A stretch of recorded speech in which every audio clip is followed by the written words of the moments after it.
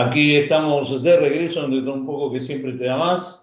Estamos transmitiendo para toda la región por FM 92.9, la red de la costa Mar del Plata. Y estamos en comunicación con México, con la investigadora Sari Méndez. Hola Sari, buen día, ¿cómo estás? Muy buen día, Rubén. Muy bien, aquí, iniciando este programa, a ver si no hay mucho ruido matutino. Estoy escuchando al perrito ladrar, pero aquí Bueno, por acá estamos. no se siente, ¿eh? Ah, qué bueno, me encanta. Gracias. Mirá, arranqué el programa con una editorial que arranqué un poquitito antes en el día de hoy porque mi compañero anterior no podía estar. Y bueno, con una publicación sobre el universo. Ujú. Y, y luego lo relacioné, toda esta publicación sobre el universo, la vibración, lo que somos y lo que es.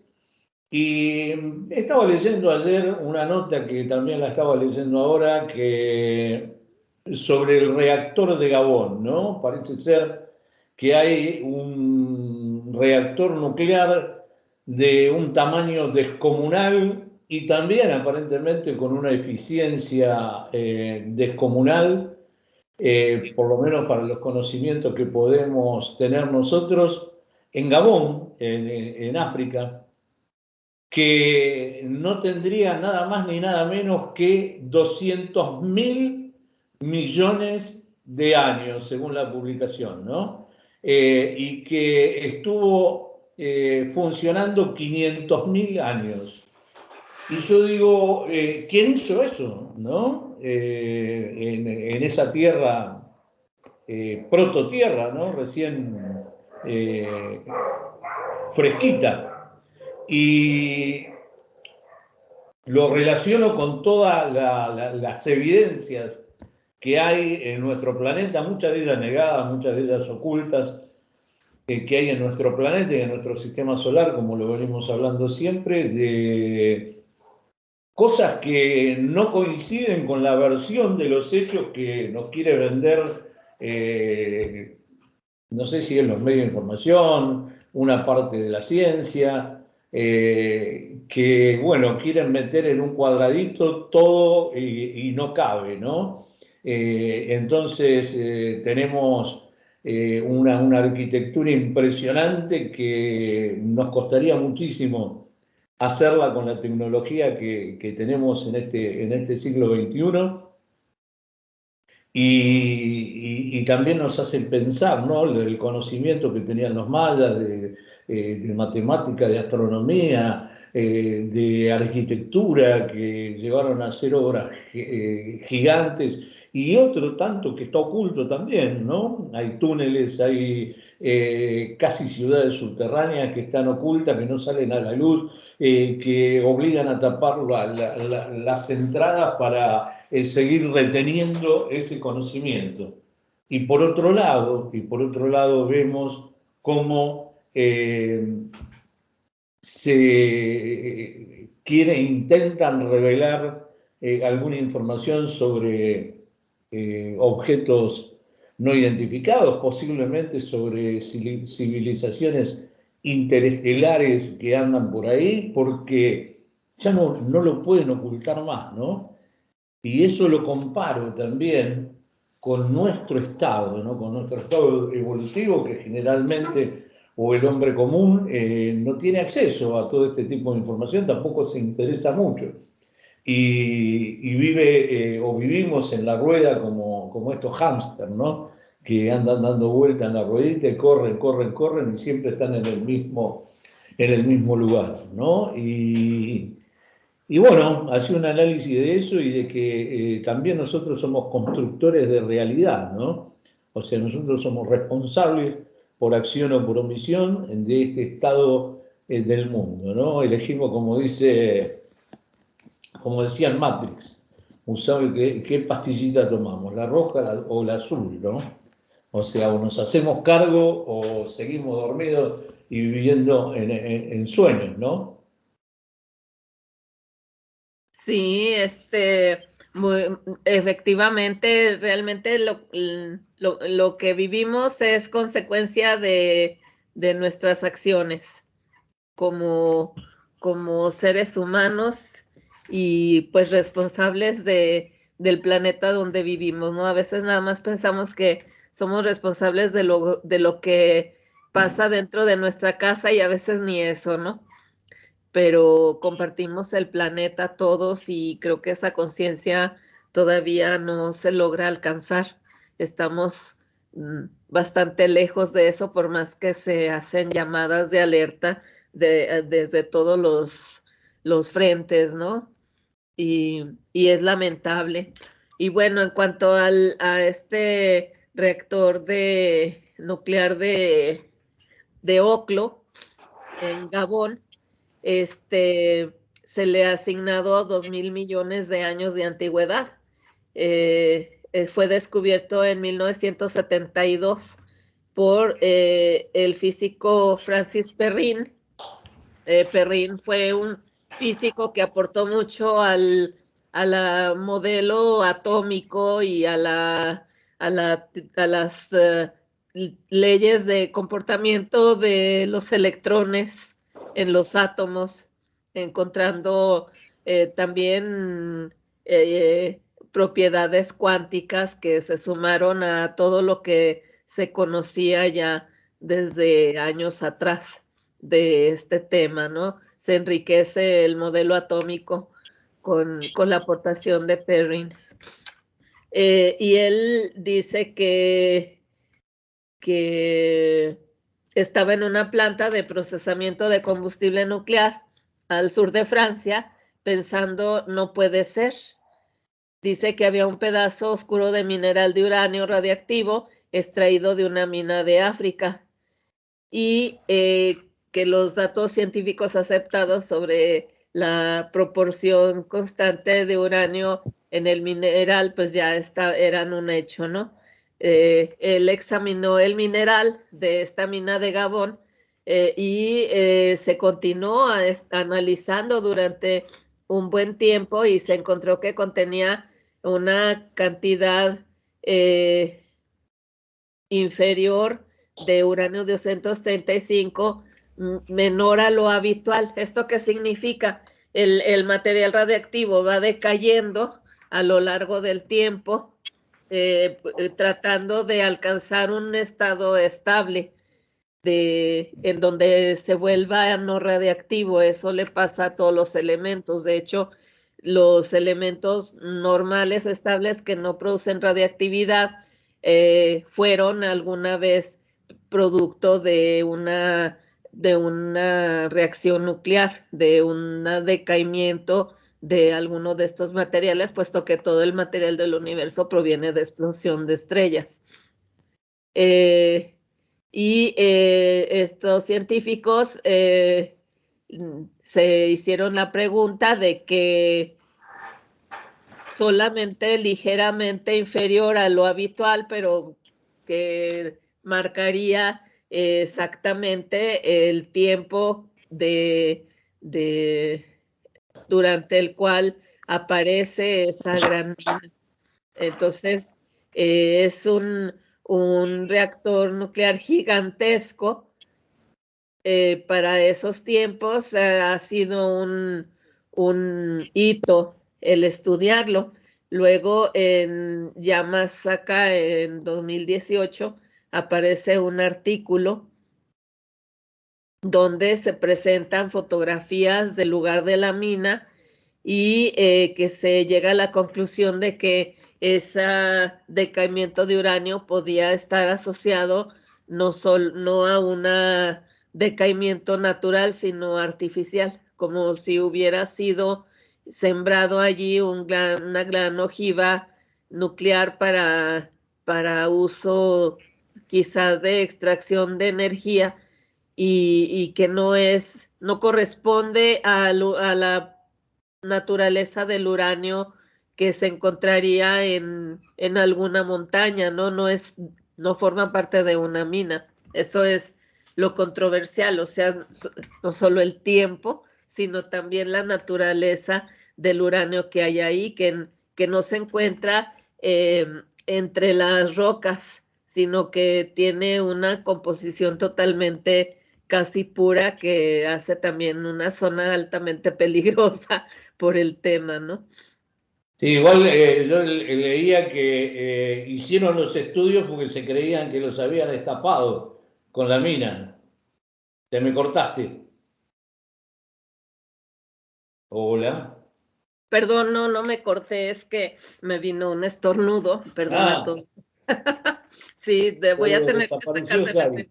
sala. Sí, aquí quizá alguien usó algún producto de limpieza que me está haciendo cosquillitas. Alergia. Sí, tengo, ya ves que incluso te he tenido que pedir pues no estar contigo por el tema. Y justo ahorita me tomó me tomó de repente. Sí, la controversia es que parecía que los hubieran engañado, entonces ya se ha confirmado que es real, que lo que hay en este lugar es totalmente auténtico y pues tiene todos los rasgos de tener esa antigüedad, pero además las características que le dan de ser un lugar totalmente artificial. Por eso le han dado el nombre de reactor. La verdad que es impresionante porque si hay esto alguien lo debe haber hecho, ¿no? No es algo que pueda haber ocurrido, sería muy raro que haya ocurrido naturalmente. Y estamos hablando de 200.000 millones de años, ¿no? La verdad que no conocemos lo que pasó hace 15, 20 mil años, por lo menos acabadamente, y nos transportamos. También que prácticamente por ahí no ha quedado ningún vestigio de eso después de tanto tiempo, ¿no? Por ahí, si queda algo, está enterrado kilómetros en la superficie de la Tierra, ¿no? Viendo el dinamismo que puede tener la Tierra. Entonces, a veces yo insisto en estos temas para ponernos en situación, ¿no? Porque por ahí somos un grupo de privilegiados los que tenemos acceso a toda esta información, si bien es pública, ¿no? La mayoría de la información es pública, hay muy poca gente que se cruza o pone atención en todo este tipo de información. También estaba viendo ayer una, una filmación de estas tantas que publica Gregorio Morales, observador del Sol, y había un objeto, una sombra, algo muy extraño eh, ahí pegadito al Sol, y estamos hablando de cosas a escala planetaria, ¿no? A escala, acostumbrado a nuestras dimensiones, 3, 4, 10, 20 veces más grande que el planeta Tierra, ¿no? El evento este. Entonces, decir, ¿cuánto no conocemos? ¿Y cuánto no conocemos nosotros que somos el común de la gente? Quizás haya un montón de científicos y un montón de gente que tiene, que le van pasando información, que no se asombran con esto, que por ahí a nosotros nos produce curiosidad o nos pone en una alerta para decir, bueno, ¿qué está pasando? ¿Qué se está ocultando? ¿Qué se omite en todo esto, ¿no? Porque de repente, a medida que va avanzando la tecnología, vamos descubriendo que nuestros antecesores sabían mucho más o tenían un conocimiento equivalente al que nosotros tenemos ahora, ¿no? Y nosotros lo tenemos ahora, este conocimiento. Hace muy poco tiempo atrás no lo teníamos, ¿no? Entonces vos decís, ¿desde dónde podemos observar nosotros, ¿no? Si recién nos estamos desayunando o estamos manejando términos que nos... hoy estaba viendo este video de los cuantos y las conformaciones, bueno, un montón de términos científicos y yo digo, esto lo describían los hindúes en sus libros sagrados, esto lo describían los mayas, esto lo describieron un montón de civilizaciones que nos antecedieron y que nosotros no pensamos que eran salvajes o que eran rudimentarios. ¿Cómo eran rudimentarios o eran salvajes si tenían todo ese conocimiento, ¿no? ¿Desde dónde lo estamos mirando todo esto? Insisto en esto porque si no tomamos dimensión de dónde estamos y desde dónde estamos, no vamos a aprender nada de nada, ¿no? Porque yo te digo, cada vez que se abre una puertita, me doy cuenta que hay mil para recorrer y para entender algo. ¿Desde dónde podemos agarrar y ponernos en una situación que nos dé una puntita de este universo en el que estamos viviendo, ¿no? Sí, efectivamente, y esto nos lleva a pensar, por ejemplo, que estamos, pues muchos de los que estamos en estos medios, muy atentos hacia el ver pasar un ovni o ver lo que se publica del tema de ovni y pensando que vienen de otros planetas y todo, y no volteamos aquí mismo a ver todo lo que tenemos y que necesitamos ir entendiendo y primero aceptando que está allí, que, que ya deja de ser mitos o fantasía o aquellas historias que se contaban en tertulias que parecían como narraciones fantásticas que invitaban a aquellos grandes exploradores del siglo XVIII y XIX a embarcarse a corroborar, ¿no? lo que se hablaba y que gracias a muchos de ellos que se animaron a hacer esos viajes, pues tenemos conocimientos un tanto más cercanos cada vez de lo que pasa, pero todavía lo dudamos.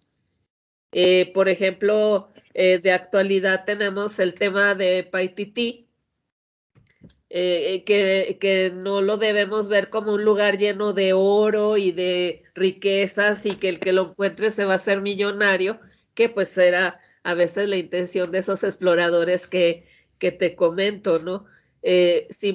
Acá el asunto es que es una zona arqueológica, un asentamiento humano donde se desarrolló una civilización, donde se habla de construcciones en forma de pirámides en medio de la selva amazónica. Y eso es raíces de nuestra historia, raíces de nuestros antepasados. Ustedes están al sur, en tu país, en América, en Sudamérica. No, yo estoy al norte, de hecho, el América del Norte inicia con México. Y no dejemos de pensar que si bien pudieron llegar desde diferentes puntos a nuestro continente, habitantes de otros lugares, también está el hecho de una migración desde el norte que fueron avanzando a lo largo del tiempo hasta llegar a esos lugares. Y resulta que si Paititi es un hecho, el hombre llegó mucho antes de lo que se habla y tengo por aquí un artículo que habla de que se afirma que en México ya había pobladores hace 30,000 años. En el 2018 decían que hace 20,000, ahora hace 30,000, pero hay un trabajo muy difícil de rastrear de un paleontólogo mexicano que estaba estudiando una fosa rica en esqueletos de mamut en la zona del Valle de Puebla. Estamos hablando La zona del volcán Popocatépetl, alrededor, por ahí, ¿Mamut o para que la gente mastodonte? de mastodontes. Ahí se habla de mamuts. Ellos, por la capa geológica, fecharon la fosa en 300,000 años y era como un cementerio de mamuts y otros mamíferos del tiempo. Y en sus excavaciones, además de los huesos de mamut, encuentra rocas que tienen unos grabados singulares, digamos tipo cuadriculado, pero también encuentra junto a los huesos herramientas de acero. No estoy hablando de fierro, estoy hablando de acero. ¿De cuánto tiempo? 300.000 años. 300,000 años. ¿Cuándo empezó la era del hierro? Pero lo que llamó la atención es esas herramientas que se usaban para hacer grabados en piedra. Y estos grabados corresponden a estos registros que se están encontrando alrededor del mundo y que se asocian con los neandertal y con un tipo de escritura o lenguaje de neandertales que se está investigando intensamente. No se ha logrado comprender de qué se trata o traducirlo, pero es un hecho que los neandertal ya tenían un lenguaje escrito para comunicarse. Entonces, ¿qué Tenían están acero, tenía haciendo? mucho más que un lenguaje, ¿no? ¿Qué están haciendo restos en América, herramientas de acero, no hierro, acero? Esto fue a principios de los 60, si mal no recuerdo, este trabajo. Y este paleontólogo desaparece misteriosamente. La familia supuestamente dijo que falleció de una enfermedad muy rara, a la que pues le atribuyeron las causas a exponerse al lugar de la exploración, ¿no? Y se adjunta a él una estudiante norteamericana para desarrollar su trabajo de doctorado en paleontología, y ella se queda con el proyecto.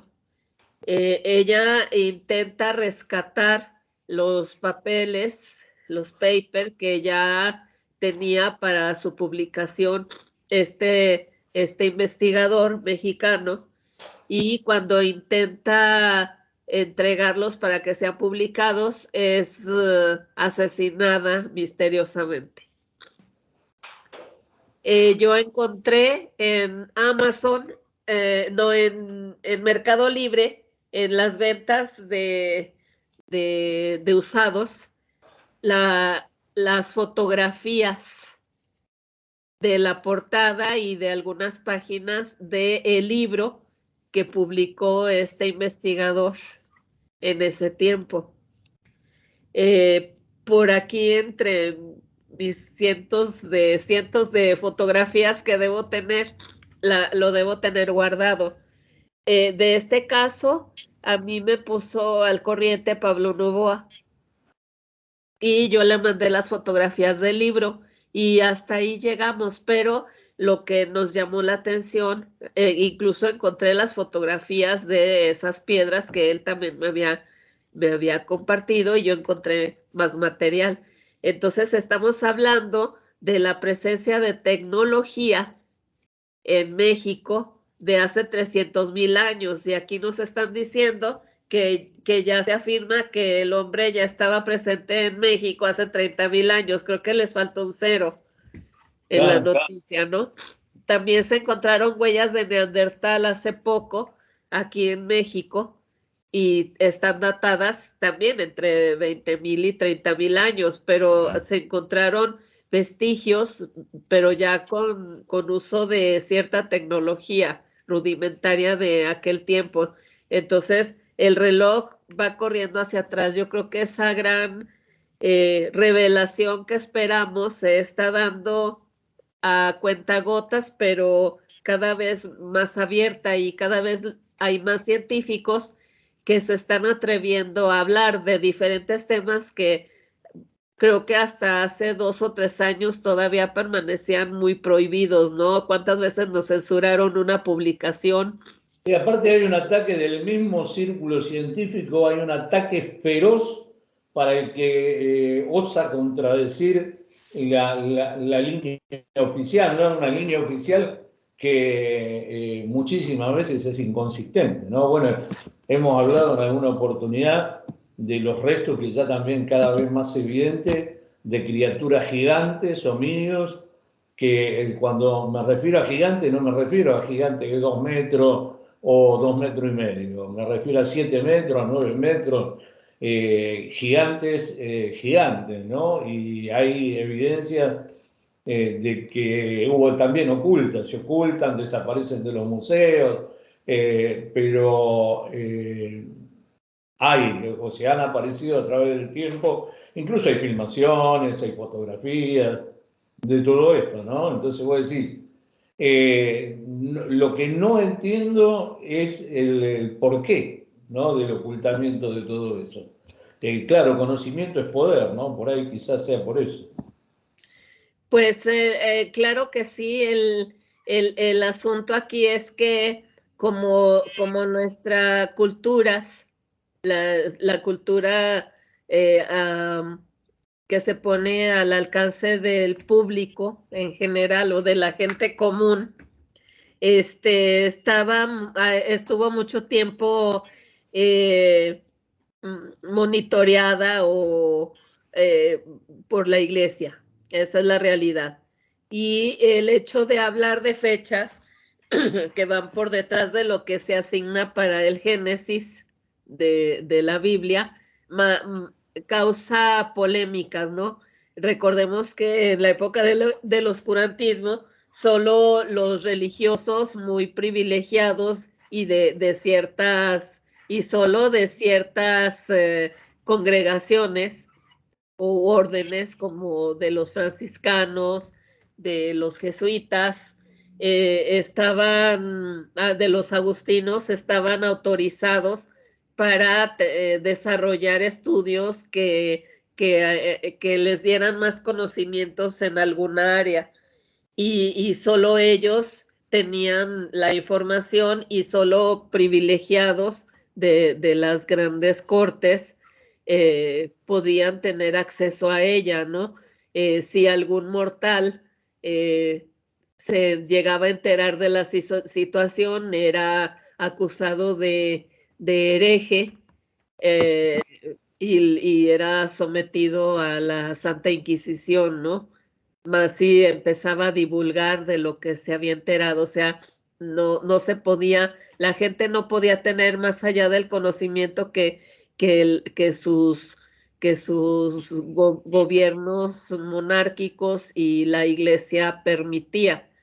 El conocimiento que era obligatorio, casi era el de la Biblia. Eran apéndice de los gobiernos, ¿no? Cuando no eran gobiernos.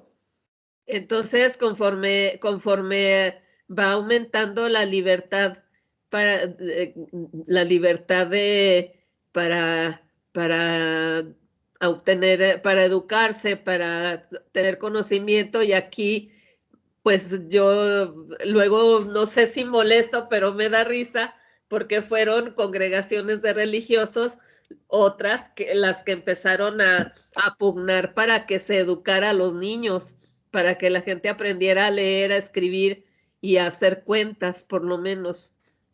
Y de ahí, al aprender a leer y escribir, pues la gente empieza a enterarse a informarse de más conocimientos de los que tenían a la mano.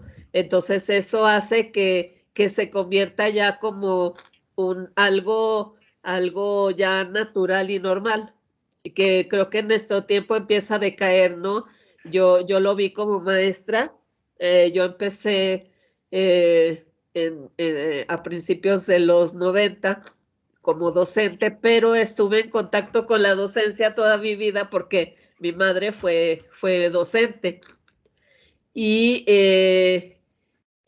pues convivir con ella y con compañeros nos dábamos cuenta, incluso pues sobre todo nosotros, los que éramos hijos de maestros, como el intentar estudiar más o saber más o demostrar que estabas alcanzando por lo menos con éxito los objetivos que te mandaban en la escuela, empezaba a ser molesto para la mayoría de los niños, ¿no?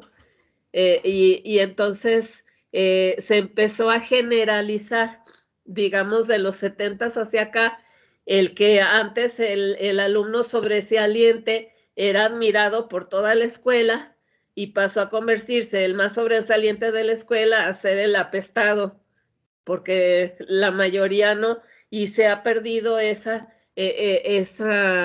filosofía de que el conocimiento te libera. La ¿Sí? verdad que sí, bueno, sigue igual, ¿no? Pero yo creo que también es una elección eso, ¿no? O sea, cada Exacto, uno... pero el problema es que esa elección ha sido manipulada y ha sido borrada por esa creación de necesidades artificiales de la que hablábamos y esa lenta inversión de esa pirámide de Maslow que ya comentamos también.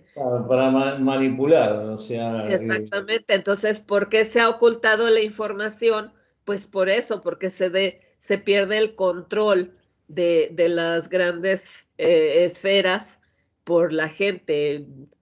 Ya lo dije, ¿no? El conocimiento te hará libre claro. y el saber qué hacer con tu conocimiento te hará sabio. Entonces, si no quieren gente con conocimientos, mucho menos que salga por ahí un montón de sabios que los pongan en su lugar, que es Lo que una pasa es que yo veo que emergencia. hay mucha gente que se siente abrumada, ¿no? Por tanta información y también lo que veo que hay mucha gente que siente temor por ir recibiendo información. Y yo te digo que lo veo totalmente al revés, ¿no? Porque te da una composición del lugar, te da una verdadera situación del lugar que ocupa uno mismo en todo este, lo decía esta mañana en la editorial, ¿no? En toda esta trama, ¿no? Que es la vida, que es el universo.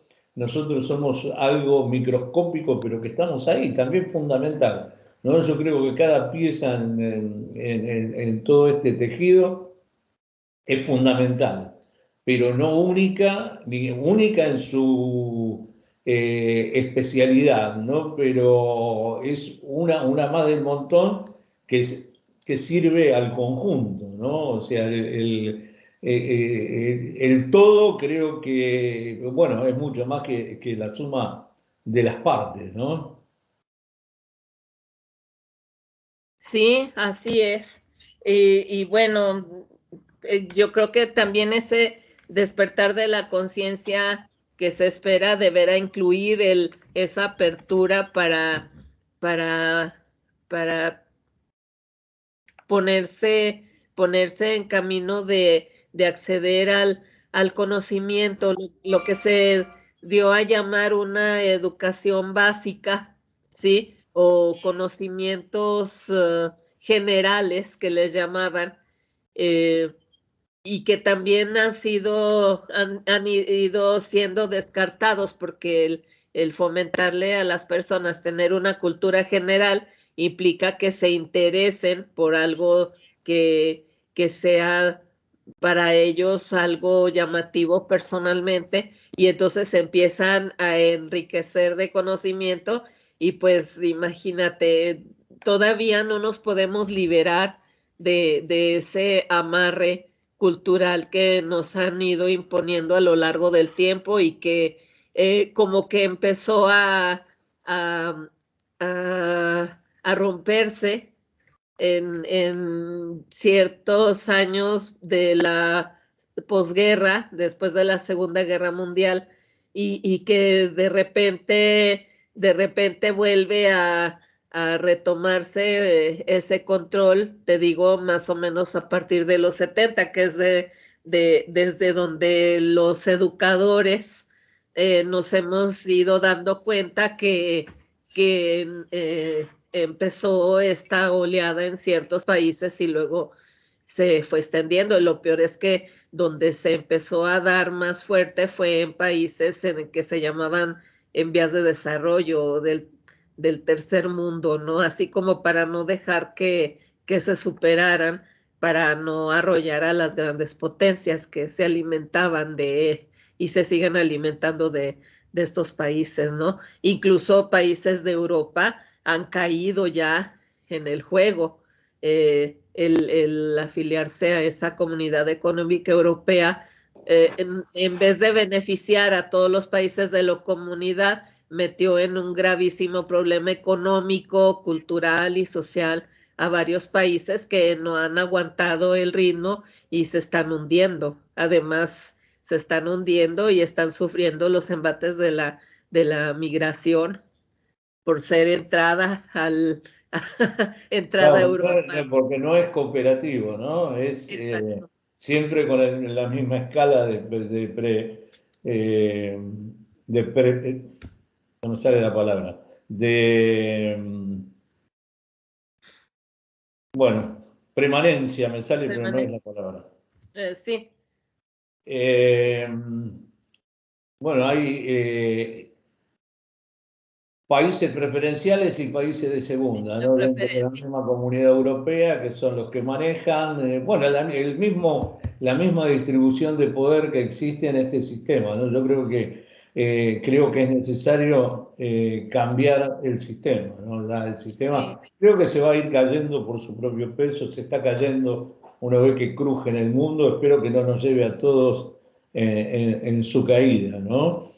Pero bueno, en algún momento se tiene que caer el velo y se tiene que transformar. También están estos intentos con estas derechas reaccionarias de manipular a los pueblos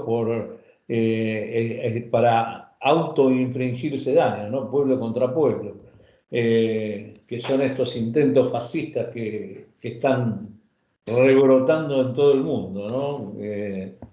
Bueno, un montón de desafíos tenemos, pero vamos Pues sí, a lo al tema nuestro. central, que son estos aparatos que están apareciendo y se están viendo por todo el mundo, algunos que pueden ser ingenios militares, pero otros que por lo menos nos ponen un signo de pregunta de dónde vienen, serán de acá también, ¿no? Conocemos tan poco de nuestro mundo que por ahí tenemos debajo del mar o en las entrañas de la tierra civilizaciones viviendo y nunca las notamos, ¿no?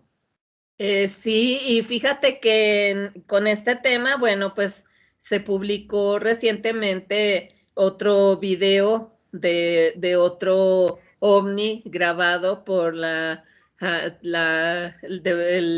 High Defense, High Security Department, o el Departamento de Alta Defensa de Estados Unidos.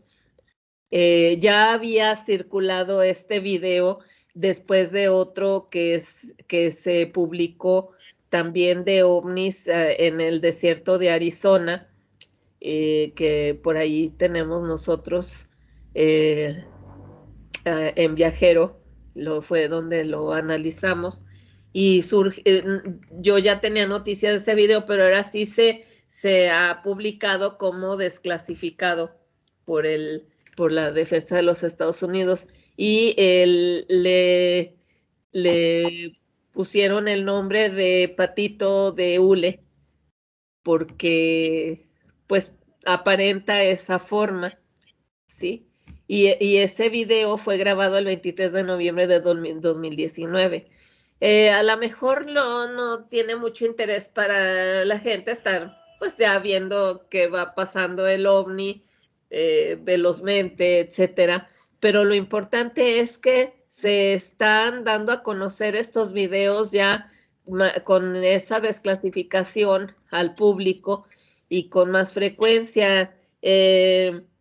algunos opinamos, pues es un punto de vista mío y pues de algunos otros, pero yo pienso que el darle a conocer estos videos al público es para que quienes se han dedicado al análisis de estas imágenes, pues obviamente se van a hacer el estudio y lanzan una opinión a través de sus canales, ¿no? De comunicación. Y hay varios miembros de este grupo de trabajo que formó el Congreso de los Estados Unidos a partir de esta sección que encabeza el senador Rubio, que hablan de que los estudiosos del tema OVNI de tanto tiempo son los que les pueden dar pautas para el análisis sobre todo de evidencias, ¿no?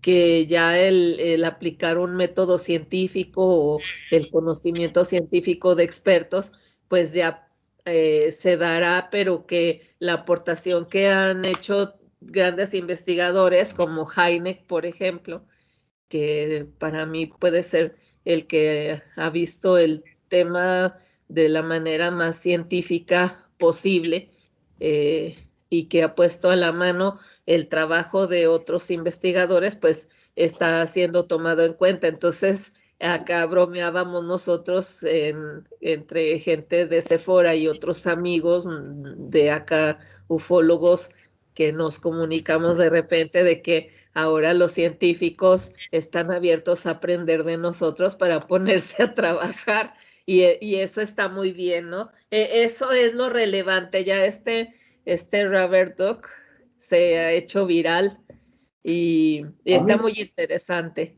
Lo que me llama la atención que uno extraoficialmente lo que se viene revelando es que aparentemente Estados Unidos, como quizá alguna otra potencia, manejen tecnología antigravedad, ¿no? Y viene de confirmarse eso, viene la otra pregunta, ¿desde cuándo? ¿No? Sí, fíjate, aquí se están formando interesantemente varios frentes. Por ejemplo, el grupo ICER de estas 27 naciones que se han unido, en la que están participando científicos e investigadores de renombre del tema OVNI de esos 27 países, tienen como objetivo, primero, quitar la etiqueta de amenaza al tema ovni extraterrestre, ¿sí? Que se vea como un fenómeno, como lo están planteando desde los gobiernos, sobre todo de Estados Unidos, que es el que toma realmente la iniciativa, que se vea como un fenómeno sí que se debe estudiar por todo lo que implica, ¿no? Y que se vea desde los diferentes puntos de vista. Entonces, la tendencia ahorita, también de los grupos como el grupo de Avilev, de Galileo, el grupo SCU, que está pisando cada vez más fuerte y que está analizando estos videos como el del Robert Duck y el de Omni Aguadilla, y ya tiene el análisis del Tic Tac y del Go Fast, que desclasificaron del Pentágono en 2017, aplicando el método científico y el análisis de imágenes, etcétera. Y otro grupo que se acaba de formar también de científicos, que se llama The Galaxy. La intención es, uno, ver el fenómeno desde diferentes puntos de vista, que es el tema que vienen del espacio o que son extraterrestres. Dos, que también el fenómeno puede ser no humano. Eso implica que sea de la Tierra, pero que no pertenece al ser humano, sino que sea de entidades de las que pueden estar habitando y se pudieron haber desarrollado incluso dentro del planeta, hayan venido no de aquí, pero que sean ya permanentes en bases subterráneas o submarinas, porque ya la Marina de los Estados Unidos aceptó que esa actividad de estos avistamientos múltiples que han tenido a lo largo del tiempo desde sus barcos de, de, de vigilancia en el mar Pacífico, sobre todo frente a las costas de California, ellos aceptan que indudablemente ahí debe haber una base submarina donde estos artefactos entran y salen, pero además porque hay submarinos que han visto naves inmensas, que incluso también hay reportes de que en el Triángulo de las Bermudas, cerca de la costa norte de Puerto Rico, ahí se ha visto la presencia de estos ovnis gigantes que van desplazándose de manera submarina, porque los barcos ven las luces y se han rastreado, y parece que hay las notas de que submarinos que los han seguido los han visto entrar en aperturas submarinas. Esto los haría intraterrenos o intraterrestres, que tanto se ha hablado de la famosa tierra hueca, y es que nosotros pensamos que la corteza terrestre nada más es la parte continental donde nosotros vivimos, pero el mar está puesto sobre la corteza terrestre, o sea, el mar es una gran fosa que ha quedado entre los continentes, que antes eran uno solo, Pangea. Al separarse, pues se dividen los océanos, pero están comunicados, y es como si fueran los lagos entre esas placas continentales, pero el mismo océano está sobre la corteza. Esa perspectiva la debemos de tener, porque en geografía nos lo enseñan en primaria, no lo podemos dejar perder de vista. Entonces, si un ovni gigante o un transmedio, como se le va a llamar ahora, ya no se van a llamar OSNIs, porque también era mi clamor. ¿Por qué le vamos a decir OSNI si venía del aire, se va rasando el mar y luego entra al agua y luego se pierde? O sea, eso no es OSNI, eso es OVNI que se convirtió en OSNI y ahora se llaman transmedio, porque incluso se incluye que vengan del espacio. Entonces, hasta nuestro lenguaje como ufólogos va a tener que empezar a unificarse y cambiar, que era algo que a mí me parecía urgente, ¿no? Entonces, la Marina de los Estados Unidos, un comandante de fragatas, de portaaviones de la Marina de Estados Unidos del Pacífico, afirma que para él hay una base submarina para estos artefactos, y están las notas ya fugándose de que entran a la corteza terrestre por debajo del mar. ¿Oficialmente lo dice? Está dicho oficialmente. Ahora viste que hubo en una entrevista pública, y él con sus insignias, ¿no? Entonces, lo que pasa es que como son notas que no te salen, era lo que decíamos, no se masifica la información. O sea, por ejemplo, el domingo alguien incluso me insultó porque esa persona desconfía de un divulgador del tema OVNI de aquí en México, y casi me insultó porque me dijo que yo era fanática.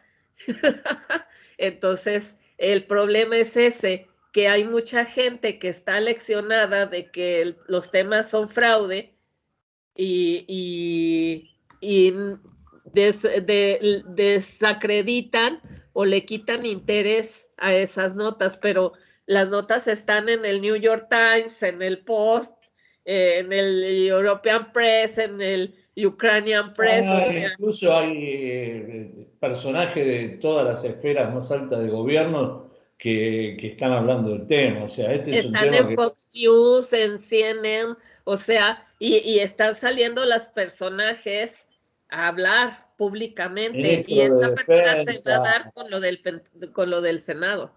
Perdón. Te decía antes de irnos, porque ya se me está terminando el tiempo, te decía que hubo un incidente hace unos días de que un submarino norteamericano chocó contra algún objeto en el mar de la China.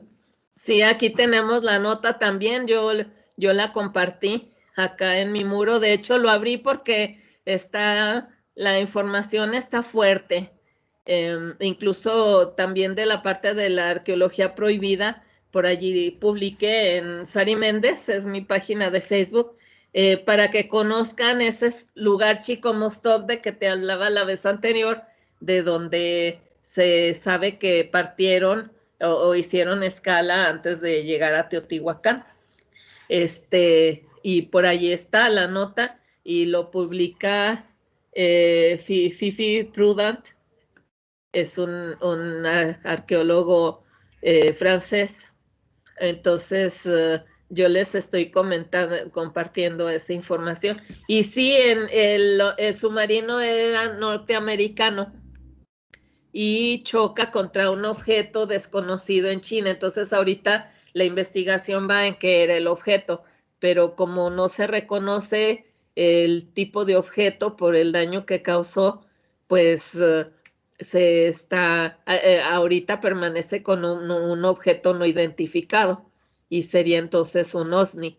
Y ahí está la nota estancada, atorada en ese punto hasta que no se diga lo contrario, pero se piensa que China ya tuvo también incidentes con sus submarinos de ese tema y porque reaccionaron, hubo una reacción diciendo que también a ellos les ha pasado para deslindarse de la responsabilidad, pero esa nota habla alguien en China y inmediatamente se borra, ¿no? Sí, Pero, sí. pero el rastro queda.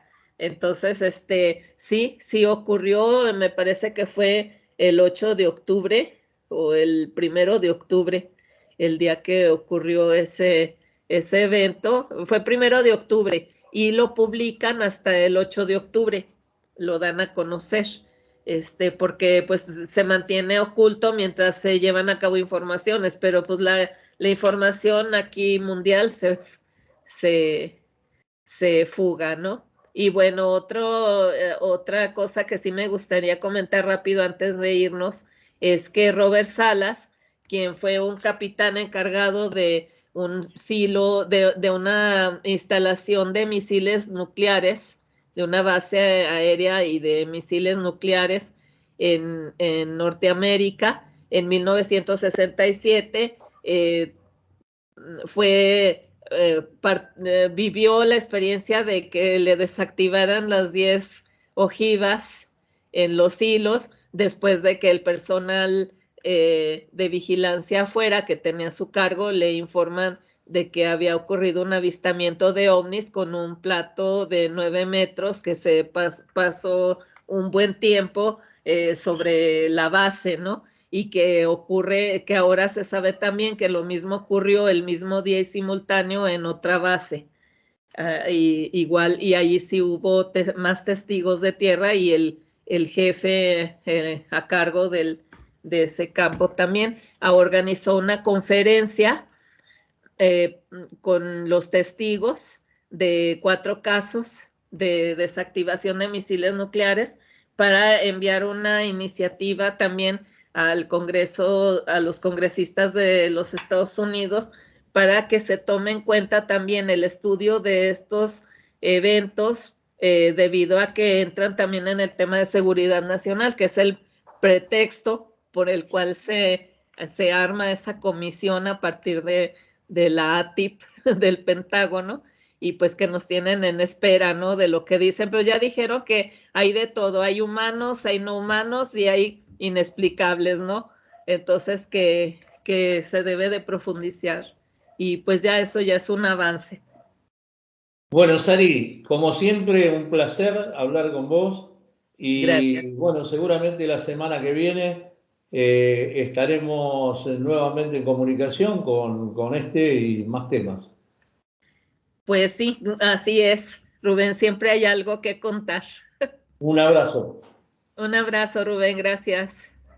Bueno, estamos con Sari Méndez.